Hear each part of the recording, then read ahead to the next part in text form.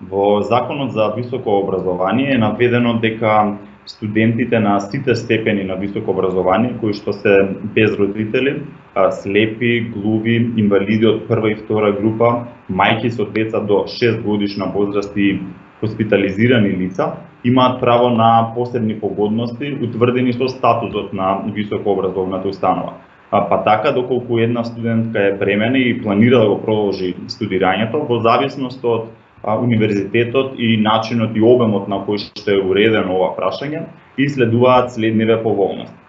Во статутот на Универзитетот Свети Кирил и Методи од Скопје стои дека на барање на студентката за време на бременоста и кога таа има дете до 1 година старост, и мируваат студиите. Ова барање за ставање на студиите во мирување се поднесува до деканатската управа на матичниот факултет со наведување на бременоста или мајчинството како причина за тоа.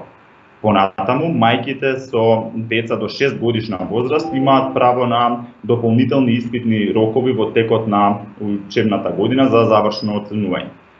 Во статутот на Универзитетот Климент Охридски од Битола пак се наведени следниве погодности.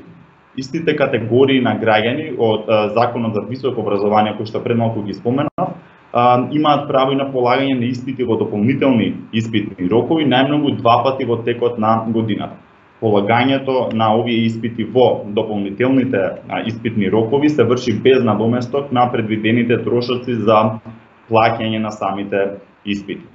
По барање на студентката поради бременост или пак породување, самиот надлежен орган може да одобри продолжување на рокот за одбрана на специјалистичкиот или магистерскиот труд за време колку што траеле причините за спреченост за работа на трудот, но најмногу за 1 година.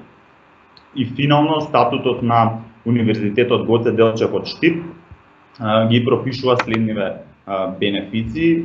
Како воднредни студенти може да се запишуваат кандидати кои што ги исполнуваат условите за запишување, имаат договор за вработување на неопределено време, како и кандидати кои што од оправдани причини не се во можност да се запишат како редовни студенти, а такви се и студентките мајки додека им трае породилното отсуство. Понатаму, исто и на овој универзитет, во текот на сите 3 циклуси на студирање, студентите мајки со деца до 6 годишна возраст имаат право на дополнителни испитни рокови најмалку 2 пати во текот на годината.